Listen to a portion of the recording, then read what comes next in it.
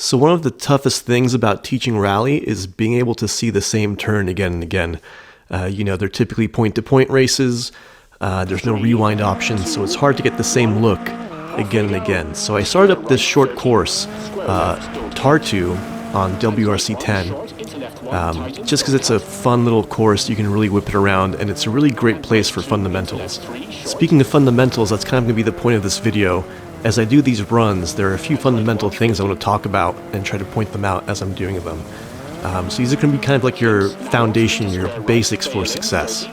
The very first one is we vision. So nothing can happen without you knowing what to do, right? Like you have to know what's ahead to tell your hands and your feet what inputs to do, right? We have to figure out what inputs are the correct inputs later, but first we need to know what's coming up ahead. So I'm always looking up as far as I can, kind of looking through the turn, seeing where the exit is, so I know how to position my car. Like here I can already see all the way down there up that crest, so I know how to enter that turn because I know where I want to be for the exit. And here I'm already looking for those signs for the end of the course, right? So that lets me kind of make a beeline to get every second I can out of that situation. So training your eyes to look up as far as you can and knowing where to look, looking all the way down through the turns, that's really critical because it will let you know things sooner, and when every millisecond counts, the faster you can get that information from your eyes to your brain, it'll help you put the right inputs in later. So kind of let's look at this course here. Very flowy, lots of S sections. We want to be using our momentum from the previous turn to kind of swing ourselves through the next turn. And I'll kind of keep talking about this through the next few rounds here. But you'll notice how I want to kind of set myself up before I even hit the apex of a turn if possible, getting myself pointed in the right direction and powering out. So again, vision is very important. Even as we get up here, this long left, I want to be looking for the exit so I can get on the throttle and just power out of there. Likewise into that one, right? There's a long straight up ahead, so I know I can just send it in there. Here's is tough because there's a little bit of a crest blocking your vision to the finish line, and that's where you just have to trust your notes. So the next thing I want to talk about is early inputs. When you're sliding around on dirt and on gravel, on snow, you have to be early with your inputs because it's going to take time for the car to react to those. Time for the car to grip up to the surface and the momentum to kind of transfer and things like that. So early inputs is really important. So I want to be steering for the next turn already, before I even want to start steering. We're going to talk about this for the next section, but the left foot brake is how we're really going to initiate that turn. We're going to be kind of asking for that turn as we use our hands, and then we're going to kind of demand it with our left foot brake. But having those hands be early, and not just steering into the corner early, but also being ready to unwind, ready to counter steer if applicable. Having early inputs on the hands is like the second fundamental of success here, right behind vision. Also, when you're early, you're not going to be behind the car, right? When you're behind the car, you're trying to keep up, react to the car, react to the bumps and everything. When you're early on the inputs, you're telling the car what to do. You're more in control of the situation, not just the fact that you have to wait for the inputs to kind of settle in on the loose surface. So again, you can see even into this corner here, just how early I'm turning in, really attacking that curb. Definitely trying to make the most of corner cutting when I can. There's a few places where there's flags, but you can definitely take a good chunk of that curb in the beginning section there.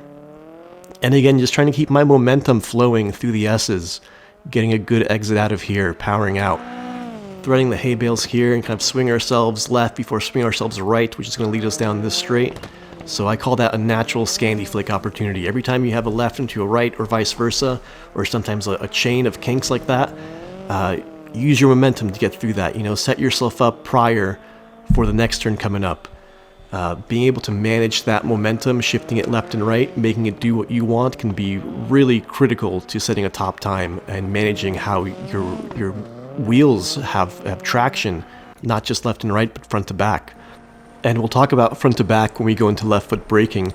But real quick, as we're talking about those early inputs, here's the helicopter view. So you can kind of see how early I'm getting the car turned in relation to the apex of the turn. I want to be ready to go, ready to power out as soon as I get past that apex. So those early inputs are letting me get that rotation early and letting me just power straight out of these turns. taking kind of like this late apex approach to a lot of these. And again, I'll talk about it in the left foot braking, but I'm really kind of staying flat on the gas through all of this, if not most of this.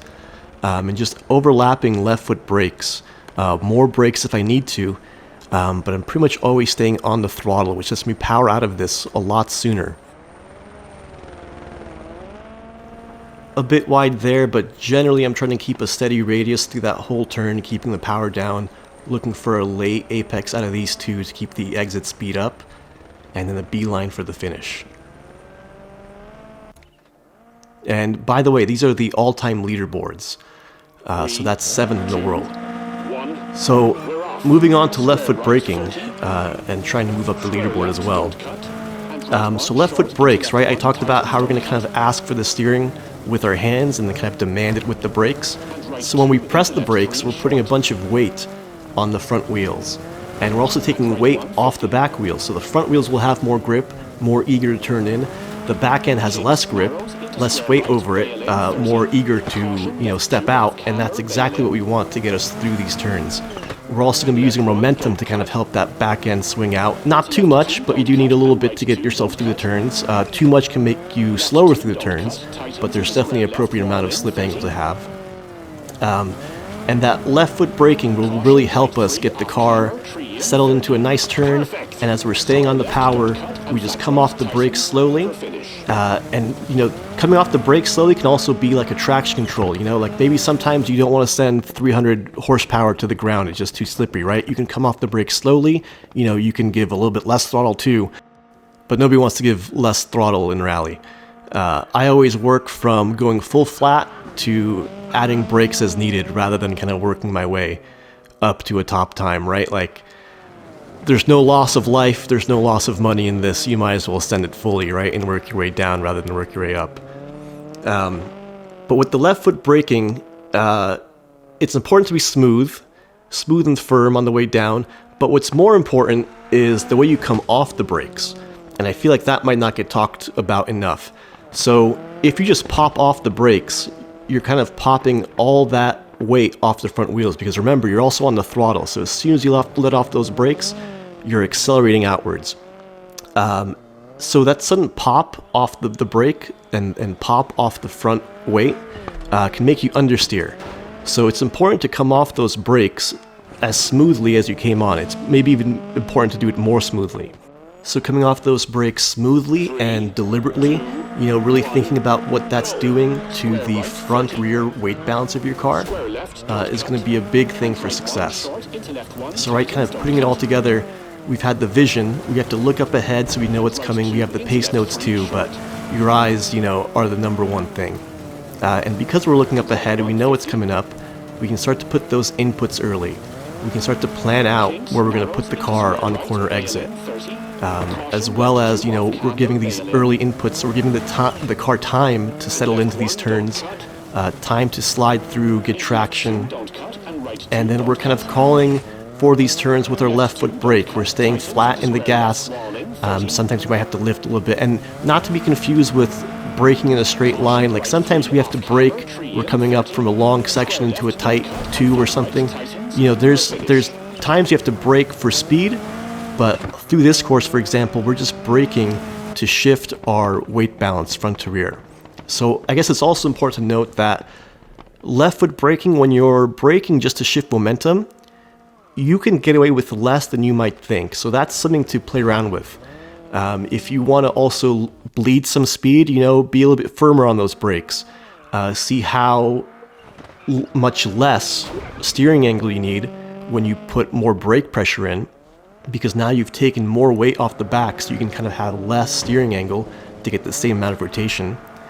And play around with kind of the minimum braking you need to get that rotation done, because then you're slowing yourself down as little as possible, right? So it's not just left foot braking, but being smart about left foot braking, knowing when you want to have more weight on the front, knowing how slowly you want to take that weight off the front, and kind of knowing what's the minimum amount of braking I need to do to get through this turn. Because ultimately, right, that's the aim of the game, to get through the course as fast as you can. So the less you brake, the faster you'll be. So I forgot to mention it during the live run, but in this sector right here, I was actually 0.178 slower, and I ended up making up 0.3 seconds just in that little sector alone, which is just those 2 turns. So you'll see here I'm a little bit slower into this, a little bit more wide maybe, especially on the exit of this one. I just go out wide, a little bit slower, getting on the throttle. And you'll see in just those 2 corners alone, I somehow made up almost 0.3. And I think it's really this last sector here where I just get out so much cleaner, more of a late apex, and more of a beeline to the finish. 3, 2, So, 1. putting it all together here on the final run, again, I'm going to cut the hell out of this curb here, and getting ourselves turned in right, pointed in the right direction, powering out, trying to take these corners as nice as we can, as tight as we can, and trying to keep a smooth radius, trying to keep the speed up through all of these. Left foot braking, shifting momentum left to right, left to right. Gonna thread this needle, and again, kind of like a natural scanny flick situation. Boom, I flick it in there. Coming up to here, looking up, trying to get a late apex out of here. Kind of use that billard I went under as a natural scanny flick situation to bash myself on that. Maybe not intentionally, but kind of worked out. Staying flat on the power all the way through here, trying to look through this turn, get it as straight as we can, and try to waste as little time as we can going straight, making a beeline for that finish line. And with that time, let's see where that puts us. Of course, my favorite thing, waiting for the upload. Alright, so that was 3 on the all-time leaderboards. So one more look at that run from the sky. The point is really just to point out how early I'm turning in, how straight I'm trying to get these exit out of these turns, keeping my momentum flowing, you know, from one side to the other, really using the momentum out of the last turn to my benefit in the next turn. And again, if we have a tighter turn, we can flick it a little bit harder, a little bit of a pre-scandy into that flick, right? Threading these needles and trying to use that momentum to scandy ourselves into here, trying to get a straight exit to keep up some exit speed coming out of there. And there was a natural scandy flick happening. And again, staying on the gas as we're left foot braking through all this, trying to take a nice smooth radius through that entire turn, powering out. And we want exit speed, right? So we want to be as straight as we can on the exit of these. So get that rotation early and then power straight out of there. And I think I took those 2 very cleanly. So there we were, number 3 on the all-time leaderboards. But I also wanted to try this in a different car. This time, only the back wheel spinning. So you'll see a lot of things are going to kind of remain the same, except for staying flat. We're definitely going to be lifting, and we're going to try to kind of transition from turning in with our brakes to powering out with the throttle. So I'll let you kind of listen to the engine. And we're definitely powering out of these turns, but as we go in, we're not staying flat on the gas. A little bit of a different feeling than EA Sports WRC. And EA Sports WRC, it's definitely easier to lose these cars. Definitely a little bit easier to drive them on this one. But you'll see the concepts kind of remain the same. I'm still trying to use my momentum, keep myself swinging. Late apexes for when we want exit speed. And trying to keep everything flowing.